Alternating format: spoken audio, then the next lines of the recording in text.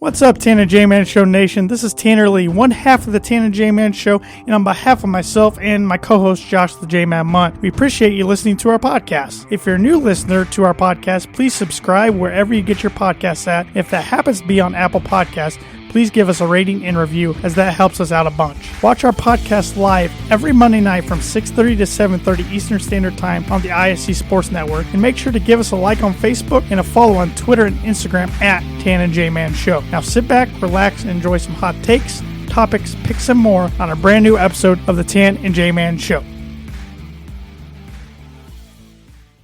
Hey, it's Monday night, and you know what that means. A brand new episode of the Tan and J-Man Show, episode 287.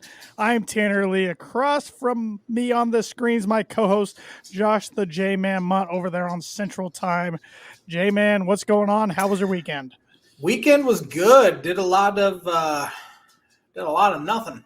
It's kind of nice. I thought you were going to say yard work, and I was ready to say I don't believe you. Actually, we bought some patio furniture, so I was bossed around on Friday night helping my fiance put it together. So that was always that's always fun. As you should be. To begin with. She pretty much put it together. I just had to hold things in place for her because I'm just not very good at stuff. I was gonna say, was that experience better than the IKEA experience putting that furniture together? Or? So I got lucky. We didn't buy anything that needed put together from IKEA. So what? I got pretty lucky. How does that happen? I think she bought she bought a rug, I want to say. Okay. So obviously don't need to put that together, but can't I'm handy to an extent, but on Friday nights after I get done with my blue collar job, I don't want to do anything else handy. So exceed your limits a little bit. Yep. Yeah.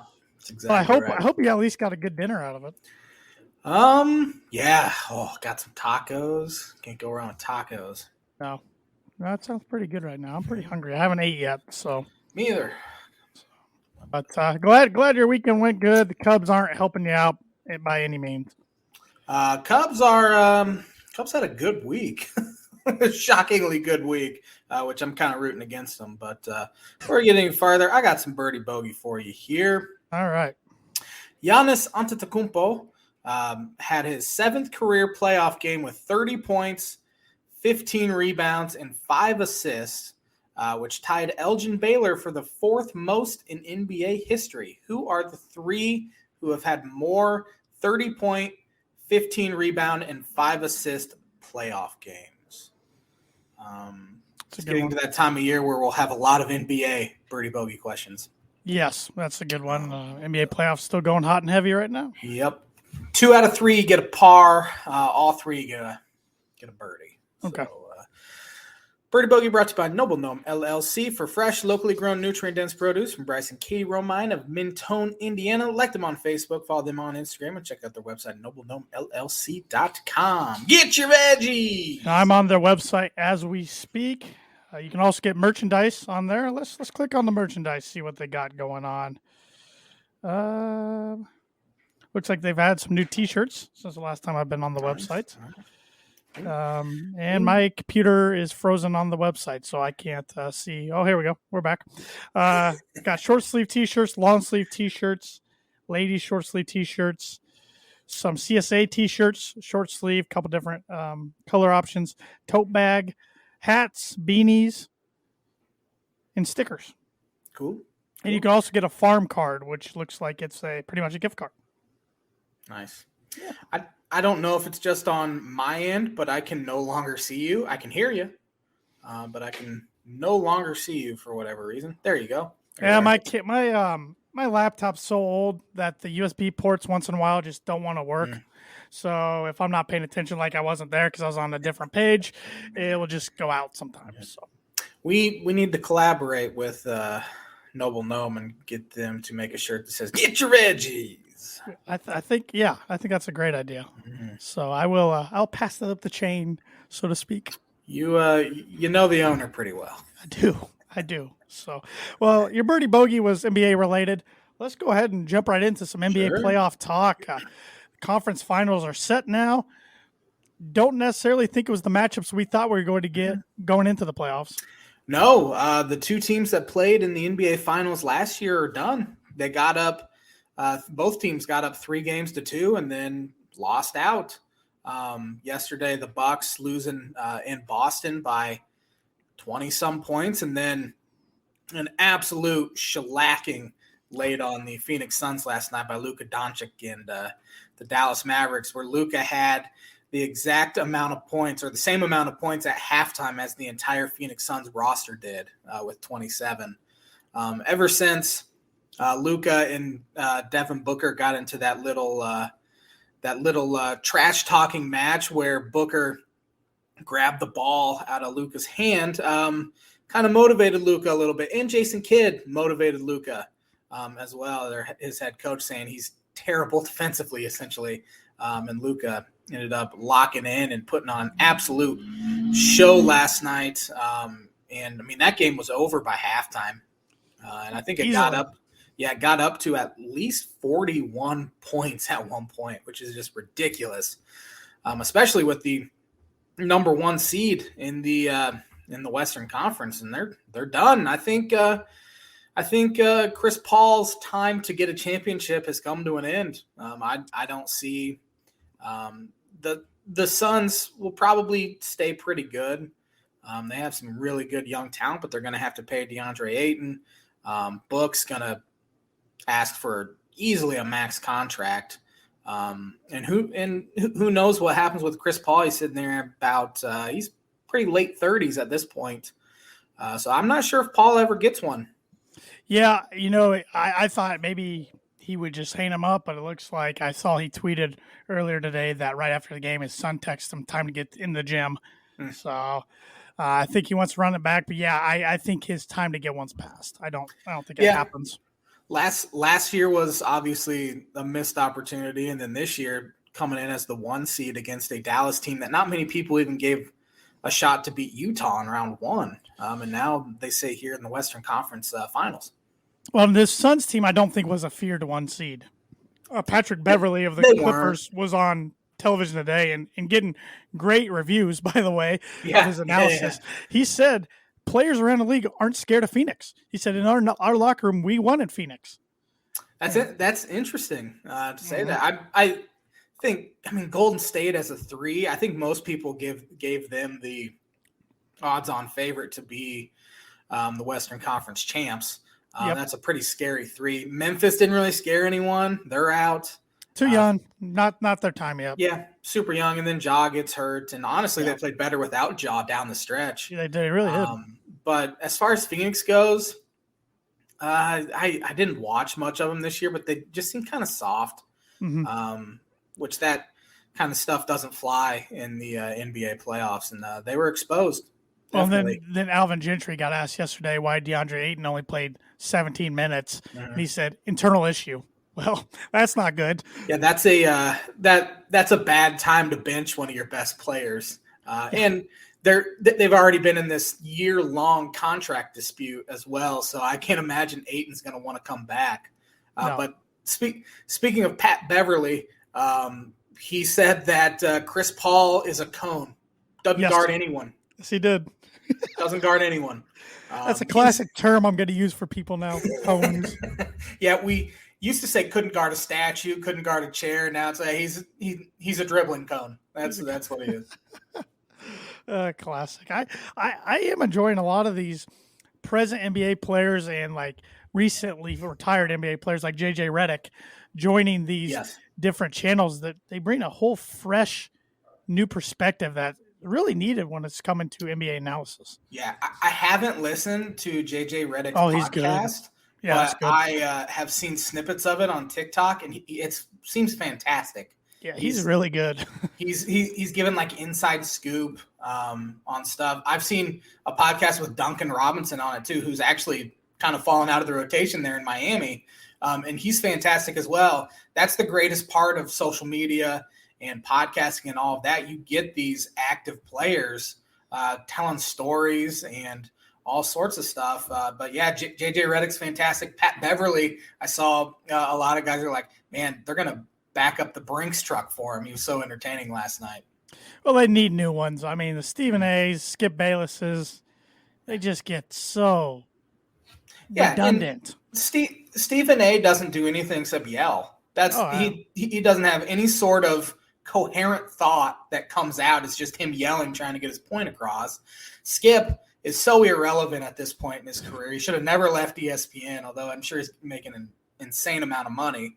But yeah, people don't care what Skip says. People don't care what Stephen A says. They want to hear from former NBA players like a Redick or Shaq, Charles Barkley. I mean, the NBA on TNT, that pre and post game they have there is fantastic. With Kenny Smith as well. They want to hear those former players who have been through this war of the playoffs. They couldn't care less about a Stephen A. Smith who averaged 2 points a game in college, and Skip Bayless scored like 15 career points in high school or something like that. No one cares what they have to say anymore.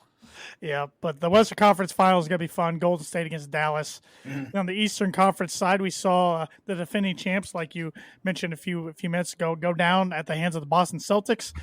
And then the Miami Heat knocked off the Philadelphia 76ers. So Boston, Miami, Eastern Conference Finals. Yeah, all four of these teams have won a championship within the last – I think Celtics have the longest drought out of the four, don't they? 2008. So within the last 15 years, all four have won at least one. I know we have some Golden State fatigue at this point. But they haven't been to the Western Conference Finals in 3 years, even though it feels like a while. I mean, they were without Klay Thompson for 2 years. Steph Curry missed a lot of last year. It kind of feels like they're back. Right. It almost feels like they never left, to be honest. Right. No, you're right. Year, and all of that. But I kind of like the Miami Heat. I like Jimmy Butler a lot. Tyler Hero, Bam Adebayo. I think this might be the time for. I don't know if they can beat Golden State, but I think they win the East. Win the East. So you like Miami in the East? Do you like Dallas in the West? The 2 times Dallas has made the NBA Finals in their history, they faced the Miami Heat. Yeah, and they're 1-1. Third. No, I honestly don't know if they can even force 6 games. Okay. I think Golden State beats them pretty handily. Beats them in. Yeah, I'm gonna give them that 6 game. I think Golden State in 6. If Dallas does get there, I know Luka's already a star, but how much more does his star value rise if he gets them to the finals? He's as you said, he's a star. Dallas has done well with European big men here the past 2 decades. Yeah. He's an easy guy to root for, but at the same time, he's kind of a villain. He's 21 years old. Super cocky, has reason to be cocky. They asked him after the game, did you know you had as many points at halftime as the entire Phoenix Suns roster? He's like, of course. I was looking up there the whole game. he has this insane confidence, which can kind of be off-putting at times, but at the same time, he's a guy to root for. I was looking and I heard a story on Twitter last night. That the Sacramento Kings took Marvin Bagley 2 in that draft. After he went, it went Luka, Jaren Jackson, and Trae Young. It's Darko Milicic all over again. The reason the Kings took Marvin Bagley over Luka Doncic was because Vlade Divac, their GM or president of basketball ops, whatever he is, knew the Doncic family really well and could not stand Luka's dad. That was the only reason why he did not take Luka. And he took Marvin Bagley instead. That's bad teams or bad organizations stay bad. And that's why the Kings have the longest playoff drought in NBA. Right yes, there. Easily. You got to put personal egos to the side to make the team better. Yep. Wow, that's amazing. But going back to Luka Doncic, you remember in that draft that you just mentioned, he and Trae Young were traded for each other. Mm-hmm. That's got to be one of the most – and Luka's better than Trae. Don't get me wrong, but Trae's awfully good. That's still got to be one of the most fair trades I can ever remember in sports. Easily. Trae Young's putting up 30 points a game, 9 assists. Atlanta's not nearly as talented as Dallas is, and he's carrying them to. I mean, you remember? I think it was his rookie year when they went into the playoff bubble, and they just got hot. Yep. And Trae Young was the reason for that. Especially a draft day trade, which the NBA draft day trades, I will never understand them at all. They just make no sense. You draft a guy, he puts the hat on, even though you know you're trading him. And it's already been announced that you're trading him. They put him through this whole charade of putting the hat on of the team that drafted him. It makes no sense. But yeah, that's as even of a trade ever. Yeah. Yeah, but it's been a pretty good NBA playoffs, pretty entertaining to watch so far, and I guess I'll make my prediction. I think the Warriors come out of the West. I think the Celtics though come out of the East. Okay, I mean it's hard to pick against Boston. I mean they have the Defensive Player of the Year in Marcus Smart. They have maybe a top 7 or 8, maybe even top 5 player in the NBA right now, Jason Tatum. He's an absolute superstar. And then you had Jaylen Brown to that mix. The old man Al Horford is still producing. Grant Williams was shooting lights out yesterday. Williams, yeah, first time he's led the Celtics in scoring in his career, and it was a perfect time for him to do it. Yeah, he hit 7 threes? I think it was something like that. He scored 27 points. Yeah. He was good at Tennessee, I remember. Sure. Oh yeah. Well, but he played him a lot. He's kind of been like a 3-and-D guy in the NBA, and it's a good roster. It's probably a better roster than Miami has, and I think that has all the makings to go 7 games. Well, it's amazing. Remember, everybody was freaking out about Stevens changing his position from coach to GM. It's worked out just fine. Yeah, remember around the All-Star break, they were kind of struggling. They were going to make the playoffs, but just weren't playing that well. He made a couple of pretty shrewd moves, trading for point guard Derek White, I believe his name is, from San Antonio, who's kind of been their 6th man since they picked him up. And they got hot right after the trade deadline. It's carried into the playoffs. Yeah. Yeah, you just want to get hot at the right time, and that's what they've done. And absolutely. It's going to how many games do you think each goes? I know we already picked the winners, but I think the Heat Celtics series goes 7. I think Golden State Dallas goes 6. I'll go 6 in each. I'll change it up a little bit, but it wouldn't surprise me if one of them goes 7, especially the one in the Eastern Conference. So, but this time next week we'll know the draft lottery order. The draft lottery tomorrow night. Oh, cool. So, Pacer fans, cross your fingers. They are locked in to have a top 9 pick for the first time since 1989. Man, when's the last time they picked in the lottery? Was when they took Paul George? He was the 10th pick. That was 10 years ago. Yeah. That was probably the last time, wasn't it? Yeah. So we'll they picked in the lottery last year, didn't they, when they took the guy from Oregon? Oh. How many picks are in the lottery? I think it's 14, isn't it? Yeah, that sounds right then. I think they were like the 14th pick, 13th or 14th. But we'll see. We'll see what pick they get, and then see if they can capitalize with who they take. Who's the favorite to get that number 1 spot? Is it Orlando or? Let me look it up. Yeah, who had the worst? Lottery odds. Who had the worst record? Houston had the worst record. The Thunder have the leading odds in the lottery. Really? I don't understand how that works. I don't know. I'm watching it. I'm looking it up right now on CBS Sports. Let's see here. Lottery odds.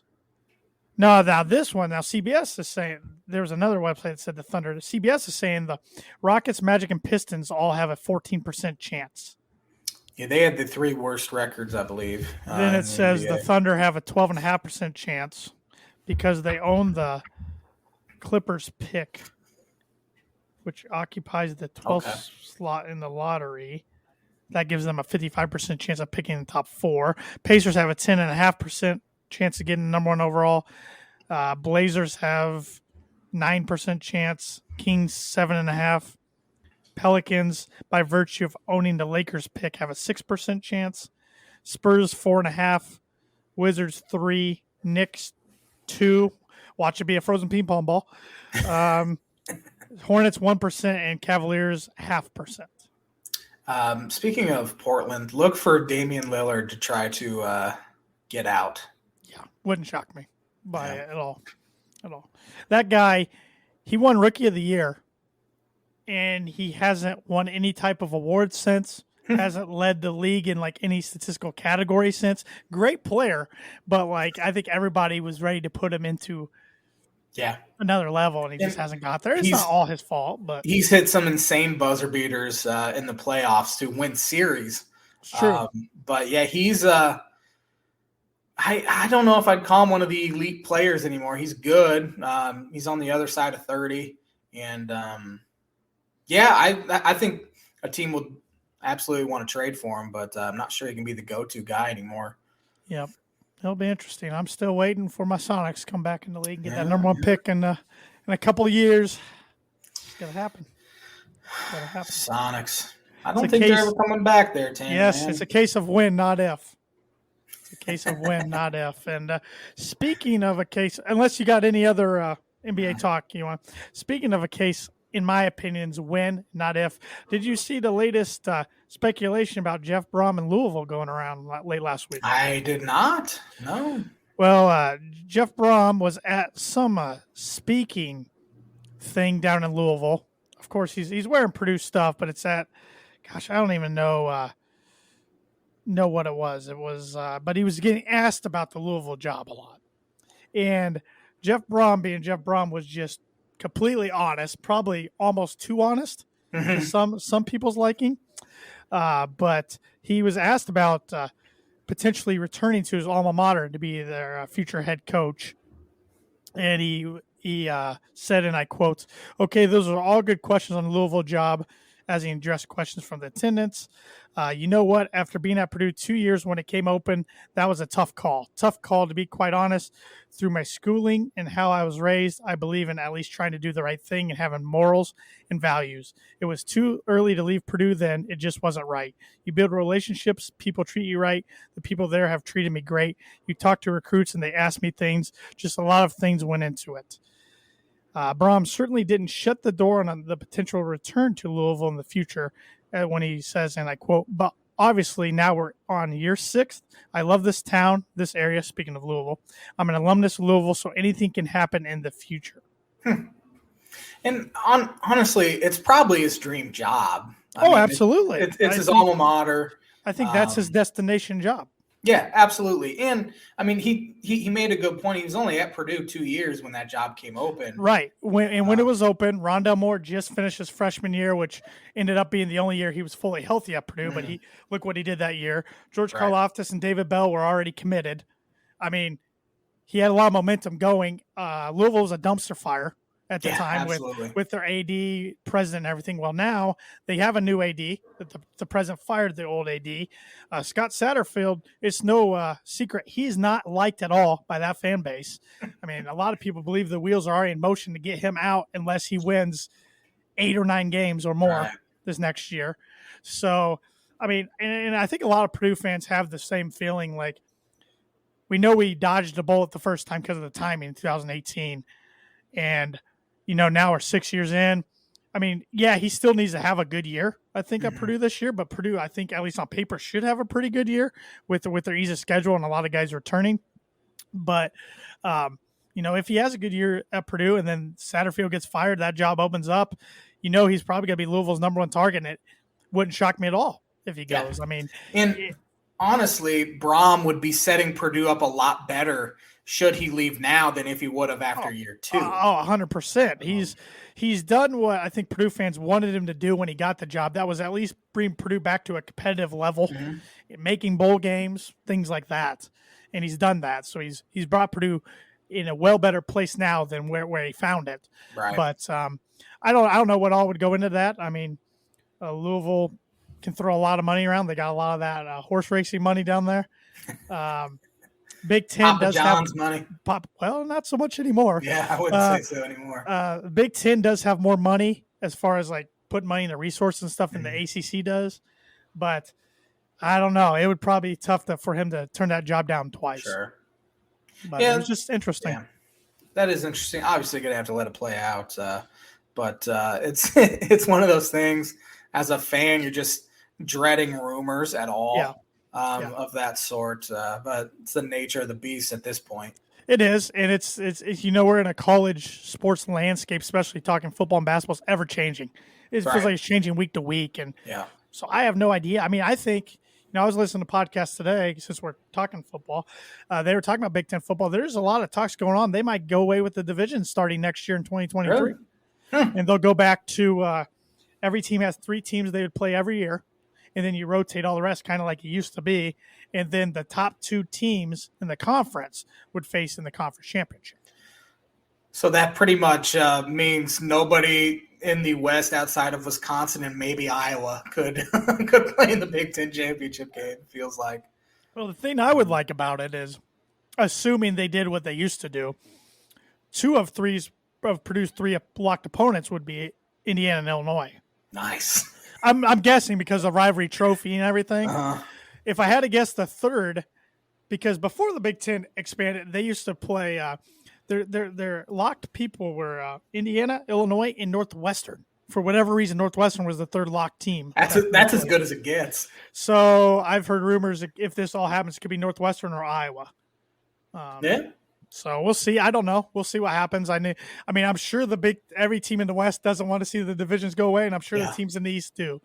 Absolutely, especially the Michigans. Because the ACC is splitting their divisions, so that's what's kind of started this whole movement.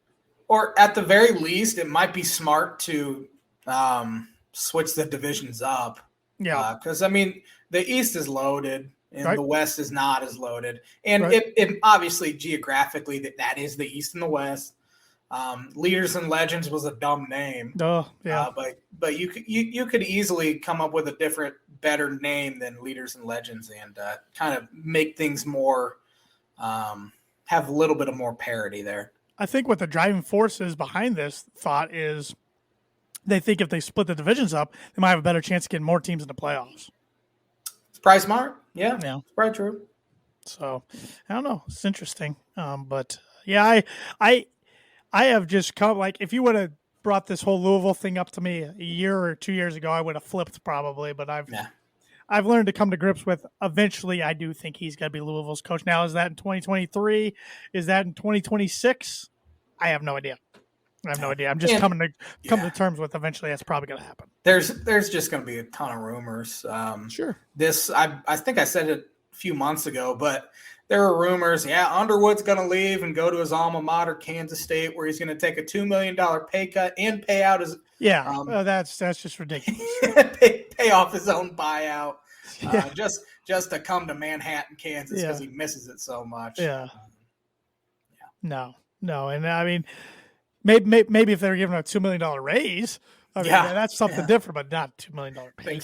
Think he's going to go to Manhattan, Kansas, for less money and less opportunity to win.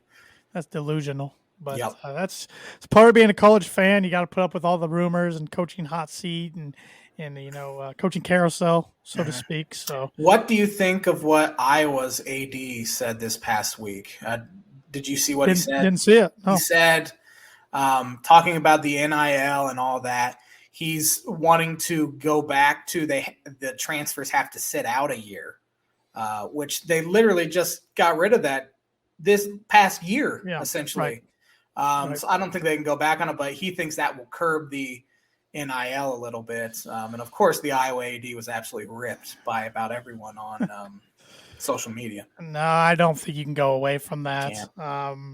I don't know. I've always had mixed feelings about it. I always thought players, if their coach got fired or left for a different job, should have always been open to being able to leave without penalty. But man, it has turned into such free agency. It has. I mean, there's guys that can transfer twice and never have to sit out a year technically if you transfer, because you can transfer once as an underclassman and not sit out. Then you can transfer again as a grad senior. Yeah. So, I don't know. And we've talked about this so much that I don't really know. And honestly, if coaches are allowed to leave, then players should be allowed to leave and go to their next destination and play right away. So that's kind of where I'm at. But yeah, it's just this NIL stuff's crazy. Yeah. I don't know. We'll see where it goes. I gotta think it's got to tamper off here a little bit, but I could be wrong. Yeah, it's so new that I think so. Yeah, because I don't know. We'll see. It's going to be a talking point on this podcast for a long time. I have a feeling it's not going anywhere. And luckily it's slowed down a little bit now that we've hit the summer months here. Well, and now we're into the portal month. Yeah, I think May 1st was the deadline for basketball and football, to where if guys put their name in the portal now, they would have to sit out. Yeah. Yep. Or get a waiver, something happens. Or get a waiver, but that means the coach has to sign off for it. Yeah. Not going to happen more times than not. Right. And the NCAA wants to make such an example out of any player now because they didn't get their way that they won't give them a waiver at all. Yeah. And the withdrawal for the NBA draft, I believe, is June 1st. Yes, so I think we'll see kind of the portal uptick here in the next few weeks as guys are pulling their name out of the draft and entering the port, or have already entered the portal and entered the NBA draft. We'll see some more movement here in the next few weeks. I'm just hoping Purdue can land a point guard somewhere. Every guy that they're going after is going to different schools, so I'm just hoping now they're waiting maybe to see if some guys pull their name out here in the next couple of weeks, because I don't know what they're going to do right now. I mean, it's Braden Smith. I mean, he's a very promising-looking point guard. He was Mr. Basketball in the state of Indiana from Westfield High School, but that's a lot of pressure to put on the point guard to be a starter. I mean, he's going to get big-time minutes anyways, but you look at Wisconsin, though. They started Chucky Hepburn at the point. Now, they also had Johnny Davis, which helped, and a good Brad Davison. So that helps. But man, I'm glad those two of those guys are gone. Yeah, Davison was there forever. Johnny Davis, I think, was the worst Big Ten player of the year ever. Probably should have been Keegan Murray, honestly. But for whatever reason, Johnny Davis and his inefficiency won it. That kind of annoyed me. But media loved themselves in Wisconsin this year. They always do for some reason. I don't get it. I don't get it. Football, too. Yeah. Barry must be paying him dollars. Is he still the AD or is he retired now? Seems like he's going to retire. Yeah, I think maybe he hasn't officially retired yet, but yeah. So, but that's my Purdue rant today and discussion. So that came up late last week. I'm like, it's been talked about in a lot of different Purdue podcasts. I'm like, I want to bring it up tonight. So, yeah, you don't have too many Purdue rants in the middle of May, so that's kind of refreshing. No, I mean, school's out now, so. Hopefully I don't have any. They did get some bad football news, though. There should have been returning number one wide receiver. Milton Wright will not be on the team. He didn't make grades. Yikes. He was suspended for the bowl game back in December for grades. Knew he had a lot of work to do. I figured he had the spring and then also summer to catch up. I guess that wasn't the case, and he didn't make grades. Over the last few months, they said it was a steep hill to climb, and he unfortunately didn't get it done. So he was going to be a senior, so he'll probably be in the supplemental NFL draft. Yeah, he probably will be. That'd be my guess. So can he go to like Ivy Tech or something for the semester and try to get back on track? Or I don't know that much about the situation. I'm guessing it was pretty bad. I'm guessing. I mean, didn't go to class at all. Yeah, I'm guessing he didn't go to class at all or something, because it sounded like I was just thinking, how far behind is he? Like, what did he do? And that's the thing that also in this NIL, people got to remember, these guys still got to keep up their end of the bargain. Seriously, guys are now making $500,000 and think they can skip out on class. Well, you're not going to play then. Cardell Jones, man. Yeah, didn't come here to play school. But luckily Purdue is deep at wide receiver. But I mean, losing David Bell and Milton Wright's definitely going to hurt. That hurts. Definitely going to hurt. So we'll see. Plenty more football talk in the months to come. Yep. What's your word association this week? It is golf related, so I'll get right into it, and we'll talk a little PGA Championship before we talk some baseball. Let me bring it up here. A lot of and I know this is kind of a common theme whenever a major tournament's coming up. I like to do a golf word association. So I tried to go with only past PGA champions I think you've heard of. Okay. So I didn't go with any like David Toms or Bob May or any of those guys. I've heard of David Toms. I've not heard of Bob May. And I went in order starting with last year back. So last year's defending champion, who on Friday announced he is not defending his championship, Phil Mickelson. Yes, the Saudi, the guy who's owed how much money lost how much money? 40 million in 4 Since, years of gambling from like 2010 to through 14. No wonder he's had to team up with the Saudis, try to make that money back. I was really hoping he would come back, make his season debut, defend his title, but I'm really starting to doubt we see him in 2022 play at all. Crazy. And there was a rumor out there that he's been prepping. This was just a rumor, and the course that was rumored he was playing at shot it down, so take that for what you will. There was a rumor that in his prep he was shooting high 70s, and his game just was way off. It wasn't there. So I don't know if he – take that for what you will. It's Twitter. I don't know what to believe and what not to believe. Right. Colin Morikawa. Budding superstar. He is. I mean, two-time major champ already. Yeah, I was going to say he's won a couple. I mean, he won the 2020 PGA and then last year's British Open, or the Open it's called now, and he's one of my favorite picks for this week, to be honest. He's a stud. He finished top 10 in the Masters last month. So I think you know who I'm going to pick. I think I do too. Brooks Koepka. Brooks, haven't heard his name in a minute. Struggling a little bit. His putter he can't find the hole. He doesn't really show up unless it's a major anyway, it feels like. It's true. Yeah.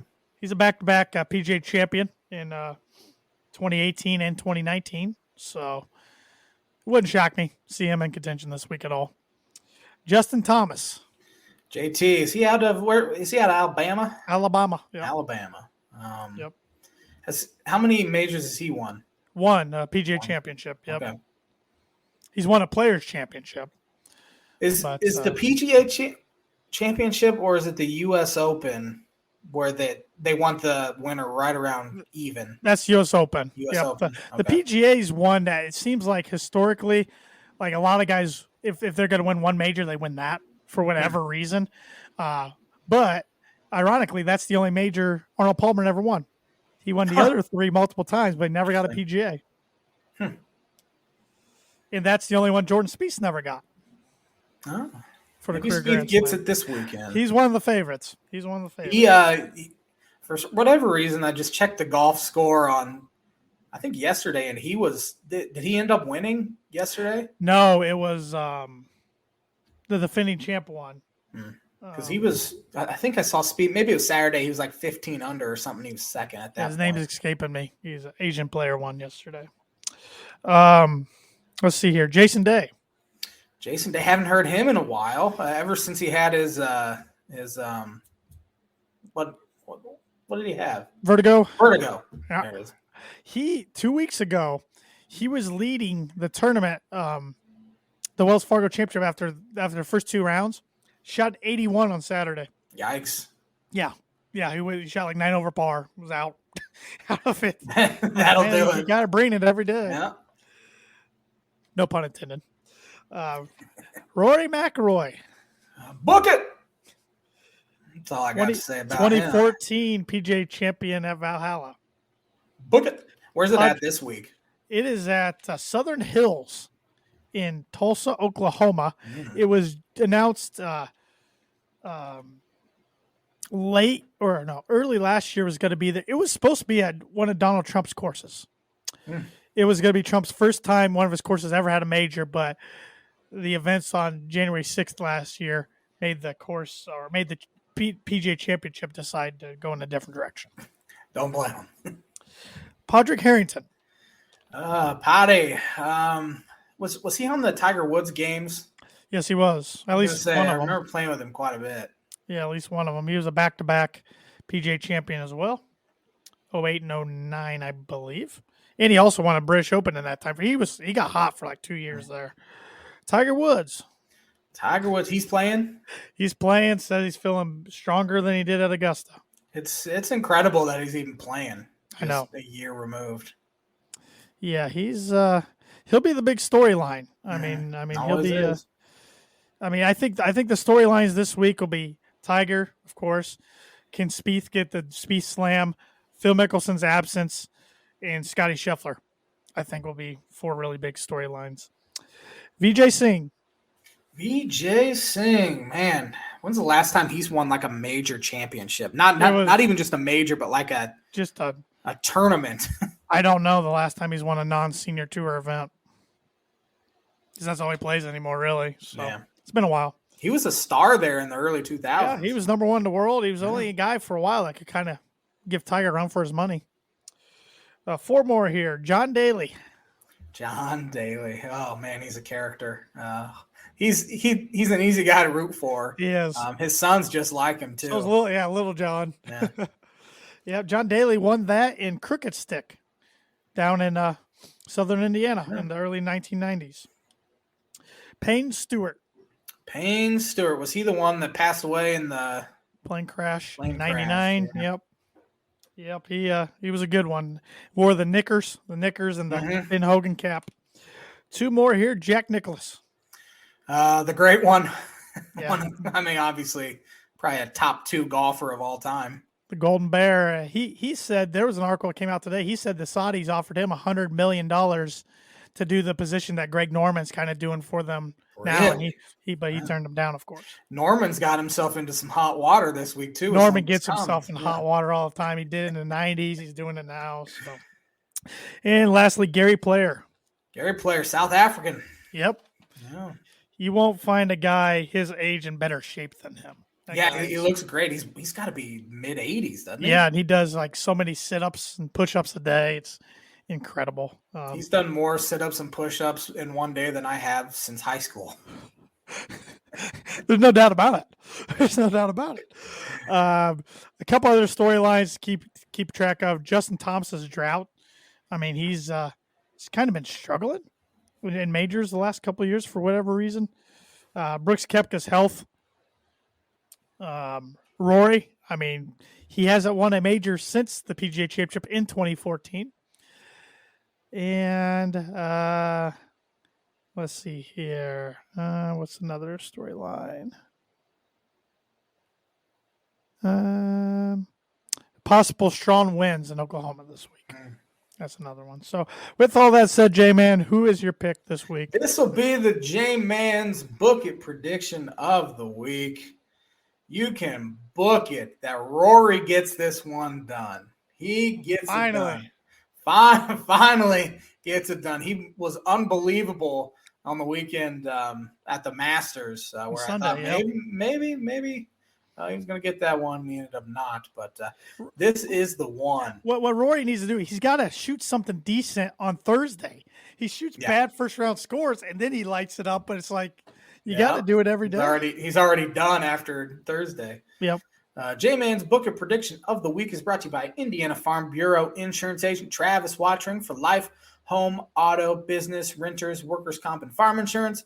Contact Travis at 219-869-4561. His email is travis.watring@infb.com. And the word association segment, like it is every week, is brought to you by Performer Print2 Promo Group. If you're looking for a trustworthy, dependable resource for your next trade show, company picnic, or sales meeting, they have over 50 years combined experience in promotional products and commercial print. They strive for fast and efficient response to all your print needs. You need to look no further. Let them be your one-source print and promotional company by giving Barbara Weinsberg a call today at 574-210-3815.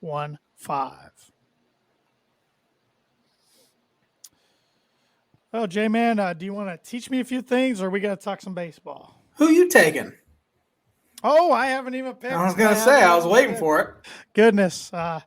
Ricky Fowler. No, he is a dark horse. He's my dark horse this week, though. I like the way he played two weeks ago. He got tied for 21st, and he played really well for about 2 days that week, and then the other two were But some things are starting to come along a little bit. This is the only major he's guaranteed to be in so far this year. He's a dark horse of mine, but I don't think he wins. I'd be happy with a made cut.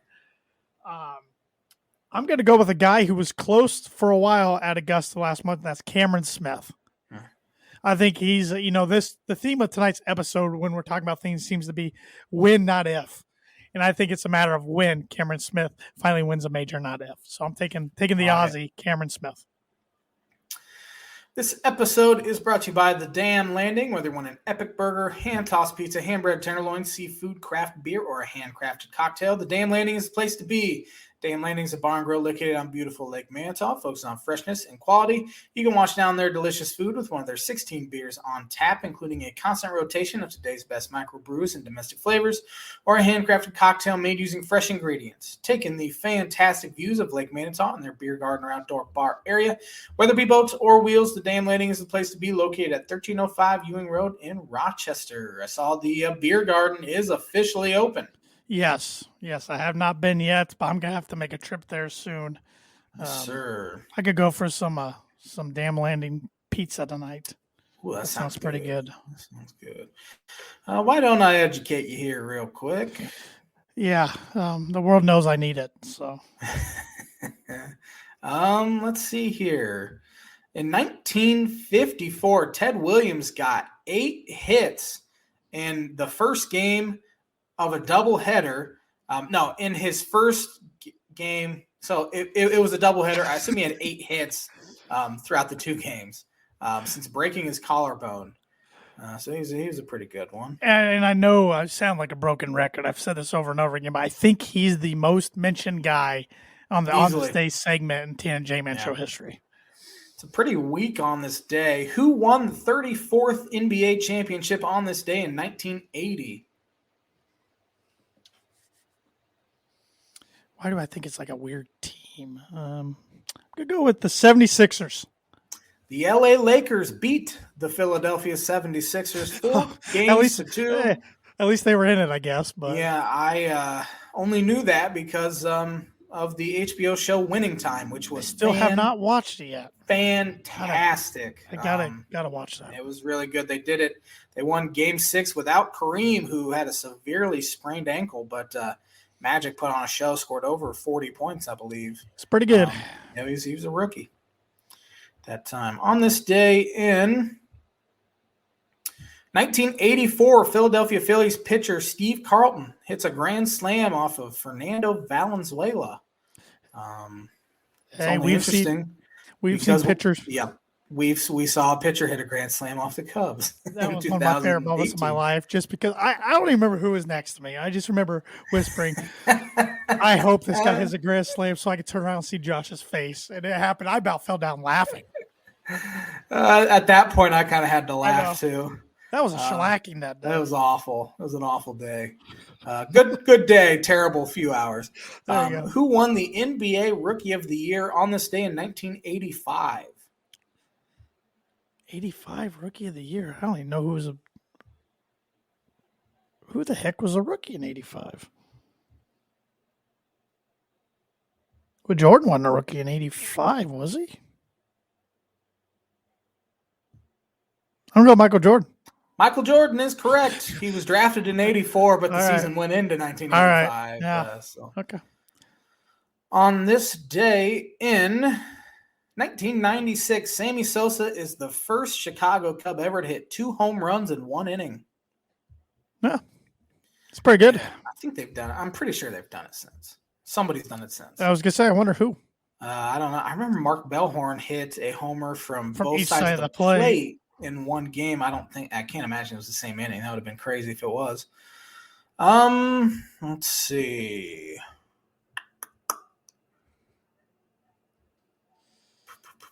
On this day in 2019, who won the PGA Championship? 2019? Mm-hmm. Could just pull up your word association this week. Yeah, I could. I'm just trying to think. So 2020 was more Brooks Koepka. Brooks Koepka fired a tournament record equaling and course record 63 to lead the PGA Championship by 1 stroke. After the first round at Bethpage Black, so he didn't win it on this day, I guess. Mark Bellhorn did that in the 4th inning on August 29, 2002. Against the Brewers. So he did do it in the same inning, huh? Yes. That was probably the last one, I imagine. Yes, it was. Juan Uribe did it against the Cubs on September 23rd, 2010 as a Giant. Oh, man, that 2010 Cubs team was terrible. Oh, no, they've got another Cub, says Bellhorn. This Cub did it on June 21st, 2008 against the White Sox. 2008, June 21st.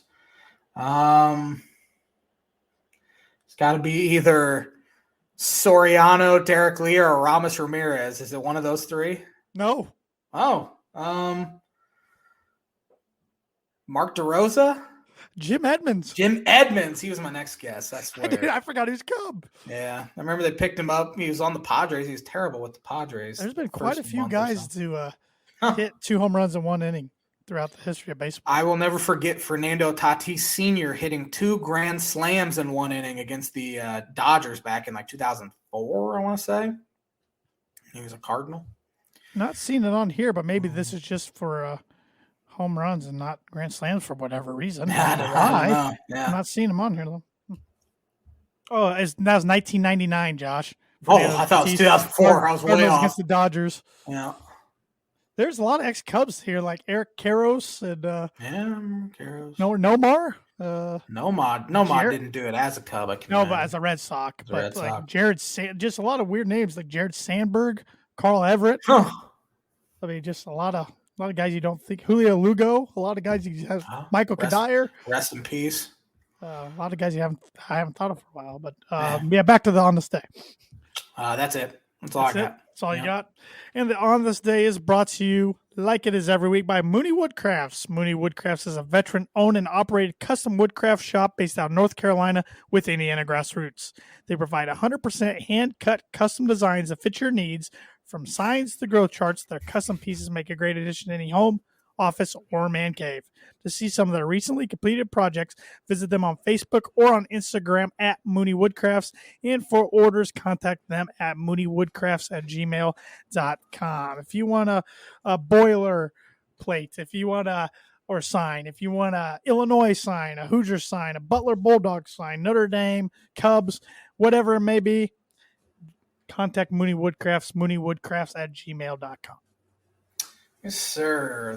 Last week, one of my book-it prediction was that the Cubs would not win a game. And then they go out to San Diego to face one of the best teams in the National League, take 2 or 3 and easily could have swept them. Then they go to Arizona, who's over 500, and take 2 or 3 from them. So Cubs are hot. Look out, baseball. Look out. Only 8 games out of the NL Central right now.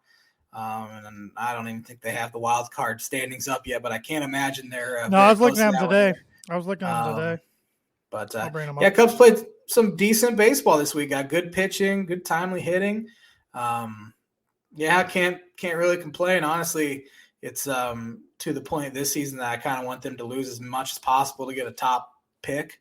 Cubs are 10th in the wild card, Josh. Only the Nationals and Reds are behind them. Well, according to Rick Sutcliffe, you do some damage this week against the Pirates and the Diamondbacks, and you're trading for players. You love yourself some Rick. You're Sutcliffe. Not selling. I cannot stand. Great pitcher, one of the Cubs' best pitchers back in the 80s.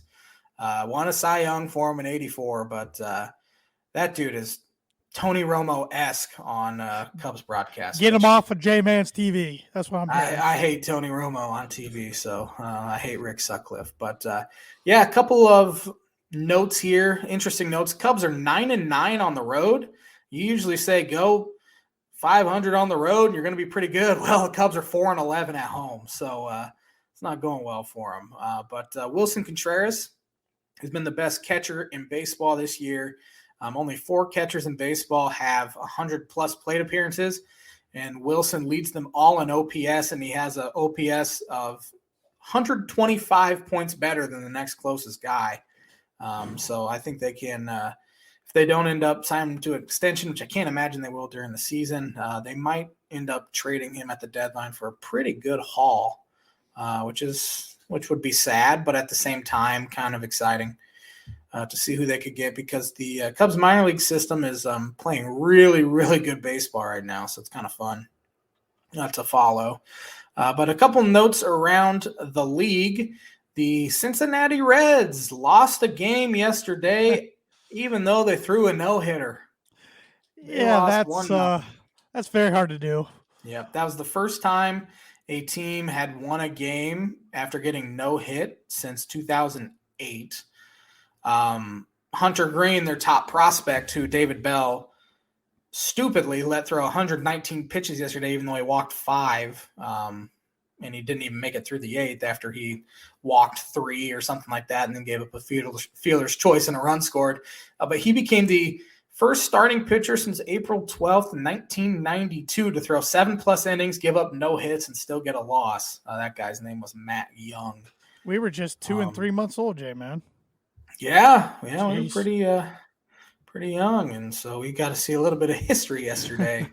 But around baseball, the Yankees keep bludgeoning teams. Took 3 or 4 from the White Sox. Yeah, they're 24-9 or 25-9. Really, I mean, they're just mashing. Aaron Judge might be if it's not Mike Trout, the current leader for AL most valuable player. He wants that contract extension. Yes, he does, which I imagine he'll get it. Yankees have been known to pay out the wazoo for guys, so I bet he gets at least $400 million from them. Yeah, I forget what his asking price was, but they weren't budging on it last month. The asking price I think was over $300. Yeah, I think you're right. But the other New York team lost their first series of the year yesterday to the Seattle Mariners. But the Mets are still 10 games over 500, 5.5 games up on the Phillies, who took 3 or 4 from the Dodgers actually over the weekend. The Atlanta Braves are still scuffling. The Milwaukee Brewers are playing really good baseball. They're leading the NL Central. The Cardinals were up so big last night that they let Albert Pujols pitch the 9th inning. Did you see that? Yes, I did. Yeah. They were up. I think they were up 15-2, and Albert gave up 4 runs or something like that. I'm surprised more teams don't do that because, honestly, a position player is not going to come in and give up 13 runs. No. Likely.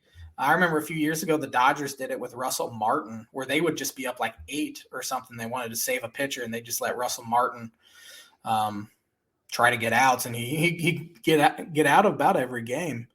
Out in the NL West, the Dodgers kind of had a rough week, but they're still tied with the Padres for the lead. Giants are only a game and a half back. All is kind of come back to being normal in the world with the Colorado Rockies dead last in the. They're still 500 though. I mean, they're still hanging around for the wild card. But what were they? 8 games over 500 or something at one point? Well, they started off hot a year or two ago and came crashing down. So, yeah. Twins are still leading the AL Central. White Sox are still kind of just hovering right around 500 there. It doesn't seem like they can get hot. That's AL Central Tiger pick by me is not aging well. I like the pick too, but the Tigers are 11 games under 500. Yeah. And I think we both said the Royals would be better too, and they're 8 games under 500 and fired their hitting coach today. AL West, it's a 2-team race right now. So much for that Mariners pick, which you never know. Just 3 years ago, remember the Nationals were 19-31 and ended up getting hot and ended up winning the World Series. Bring back the Sonics; they'll make the playoffs. I'm telling you. Yeah, Mariners are 7 games behind the Angels and Astros, who are tied currently for that AL West lead.